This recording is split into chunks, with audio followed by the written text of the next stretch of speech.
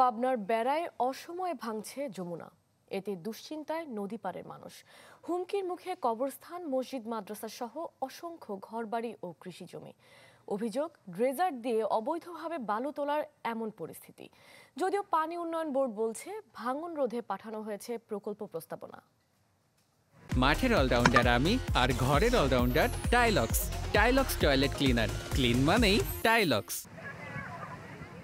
পাবনার বেড়া উপজেলার নেওলাইপাড়া গ্রাম, যেখানে অসময়ে ভাঙন দেখা দিয়েছে যমুনা নদীতে। একই চিত্র পাশের নতুন বাটিয়াখরা ও মরিচাপাড়া গ্রামে। যমুনা তীরবর্তী এই 3 গ্রামে হাজারো পরিবারের বাস। গত 2 বছরে এখানে বসতভিটা হারিয়েছে অন্তত 500 পরিবার। বিলীন হয়েছে প্রায় 1000 বিঘা ফসলি জমি। গেল 2 মাসের অব্যাহত ভাঙনে পরিবর্তন হয়েছে নদীর গতিপথ। এতে ভাঙছে নতুন চরও, যা দুশ্চিন্তা বাড়িয়েছে স্থানীয়দের মাঝে। হুমকির মুখে মসজিদ, মাদ্রাসা ও কবরস্থান। আমার বিয়ের পর তো এত ভাঙা সিঁড়ি দেখিনি, আজ 2 বছর বেশি।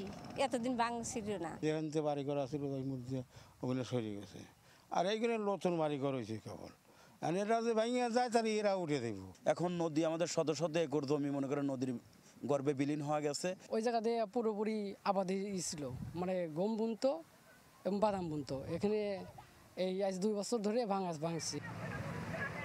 অভিযোগ, ড্রেজার দিয়ে অবৈধভাবে বালু তোলায় এমন পরিস্থিতি। এই নদীতে ওই মেজবা মনে করে যে মাটি কাটাতে জাহাজে মনে করে পানির চাপেতে তাতে লেগে এখন এত ভাঙতেছে। প্রশাসন না আমার জানা মতে এখানে এখনো কোনো ব্যবস্থা দেখিনি, নেয়নি।